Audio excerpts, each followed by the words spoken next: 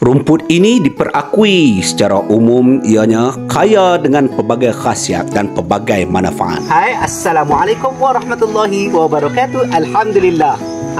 Kali ini kita akan bercerita tentang rumput Beijing ataupun rumput Siti Khadijah. Pada mulanya dijangkakan rumput ini seperti rumput biasa, tapi setelah postingan saya sebelum ini, ianya mendapat pelbagai maklum balas dan reaksi yang memeranjatkan. Jom kita ketahui bersama. Selain daunnya di-blend untuk dijadikan sebagai minuman jus, lendirnya juga digunakan untuk pelbagai rawatan. Daunnya pula digunakan di dalam masakan kerana ianya bermanfaat untuk melembutkan daging. Ia juga dikatakan bagus untuk merawat penyakit yang berkaitan dengan buah pinggang dan pelbagai penyakit lain lagi. Sekadar itu dulu pengongsian kita pada kali ini. Harap bermanfaat. Terima kasih banyak. Assalamualaikum warahmatullahi wabarakatuh.